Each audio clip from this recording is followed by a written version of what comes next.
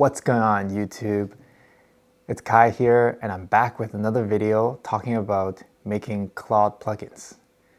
Now that is my official full-time job and all I've been doing for the past 6 months is building Claude plugins. I've learned a couple things. The main thing is that building a Claude plugin is much less of building a tool that make it easy to use. It's more like building an assistant, like Alfred. So there are some different ways to think about it. So today I'd like to go in depth to talk about that and share some of my experiences so far. Well, the first thing I want to talk about is do not recreate the web app in Claude Code.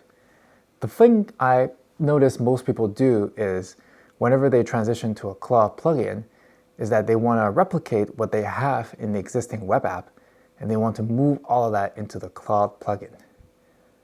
I think you can do that, but I don't think it makes sense to do that because in a typical web view, you wanted to display a list of tasks or a list of things that the user can see. And then from this list of things, the user pick each one item and then look at the detail for that. So in the web app design, you would have this list master detail view presentation where you would show a list of things and then you drill down on each thing.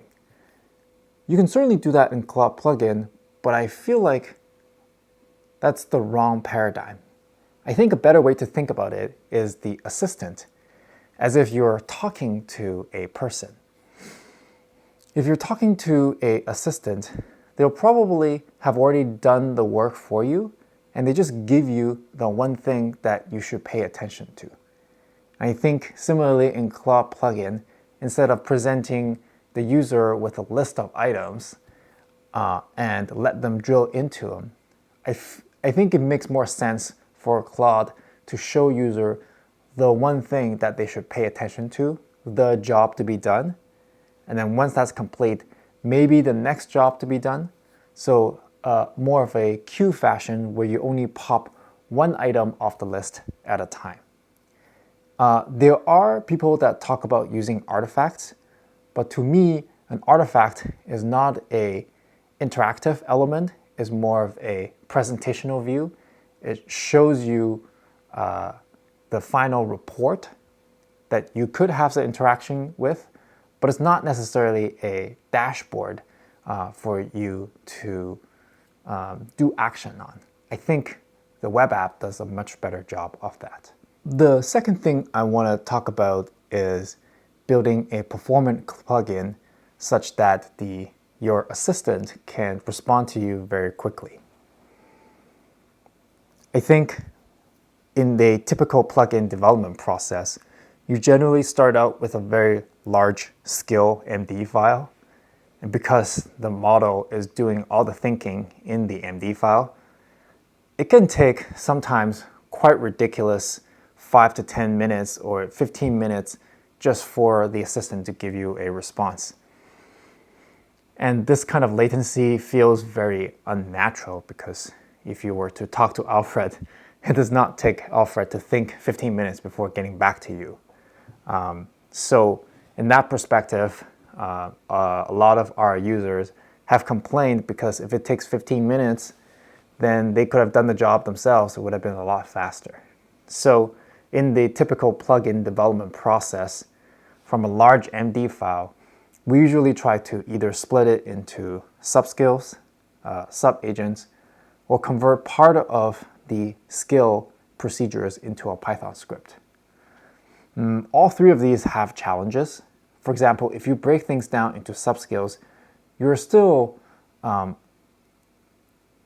to manage that context because even in subskills, the context is still within the main agent.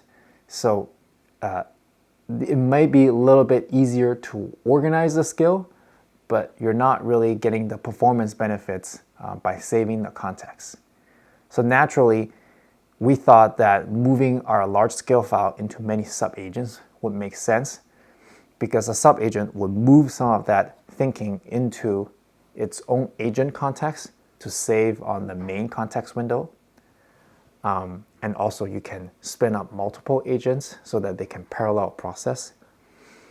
In reality, that hasn't worked out too well either because there's quite a large overhead when you pass the context to a sub-agent. And if the sub-agent have some interactions that's required to go on with the user, the sub-agent does not do a good job to surface those questions, the ask user tool, back up to the main agent. So sometimes the main agent would drop the ball if the sub-agent requires further clarification from the user. You would think this is a pretty easy problem to solve from Anthropic, but they haven't done that. There are very, very many times where we moved the skill into a sub-agent.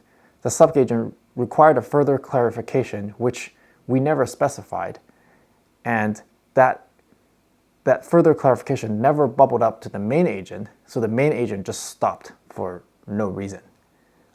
So in reality, using sub-agent didn't improve the performance to a much greater extent. We haven't noticed any big improvements, and also this issue of interaction just made the plugin a lot more buggier than we actually expected. So finally, what we end up doing is moving a lot of these procedural thinking that's defined in the skill.md file into a Python script. And the natural reaction from our team is, well, if all of this thinking is going to happen in the Python script, then what is the point of the Claude plugin? It's just a thin wrapper around these Python script.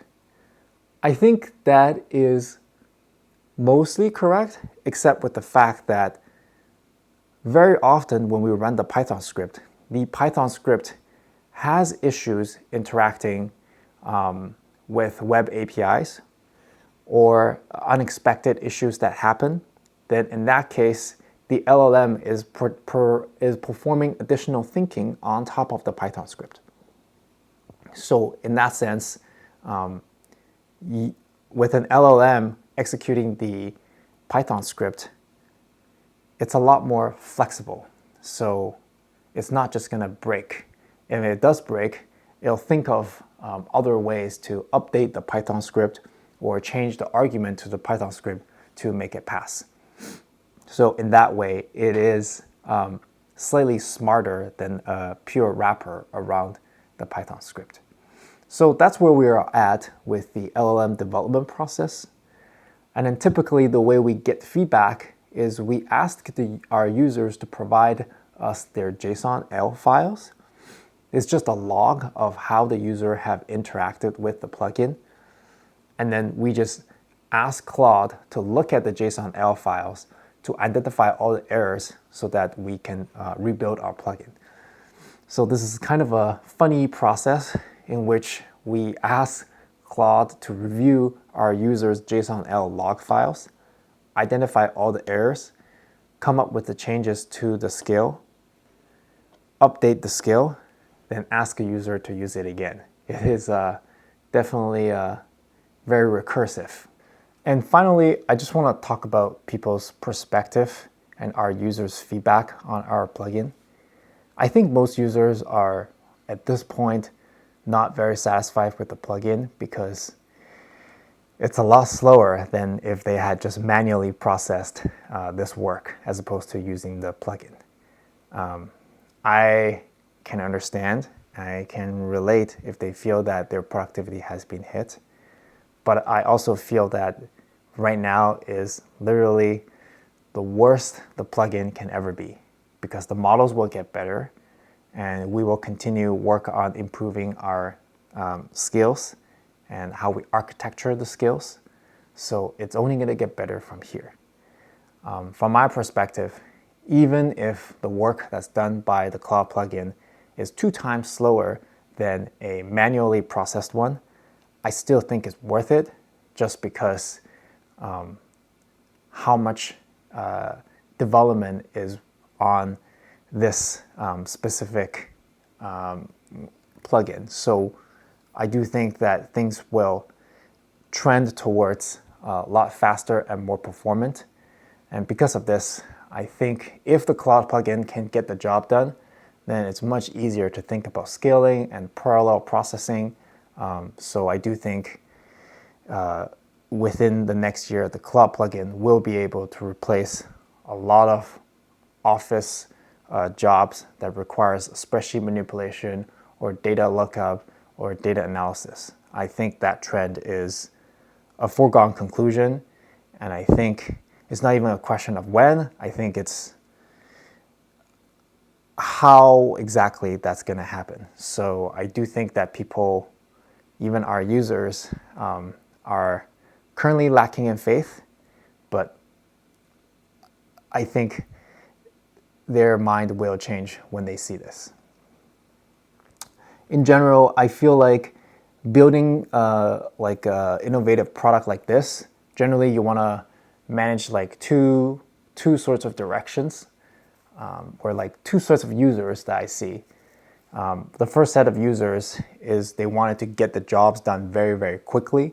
So they are expecting, when they use the plugin, they are expecting to be able to get their job done a lot more quickly. I think that trend is going to continue. I think that's the one that most people understand.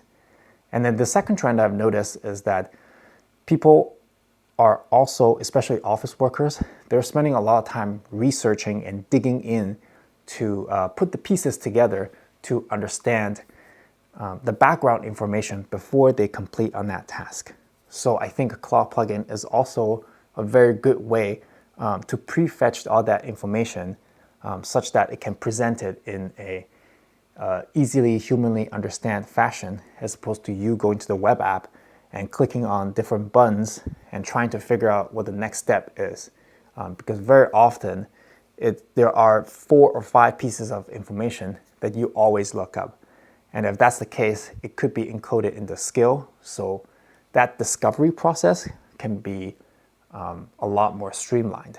So that's the other direction when you build plugins that you want to think about, is how do you make it easy for users to get to the truth and understand the entire story much more quickly. So those are the 2 paths that you usually will cover when you build Claude plugins, is making it fast and performant and making it easy to research. Okay, so yeah, these are my ideas or some of the experiences I've learned in Claude plugin. Obviously, there are more to come, and I'll be posting them in future sessions. See you later.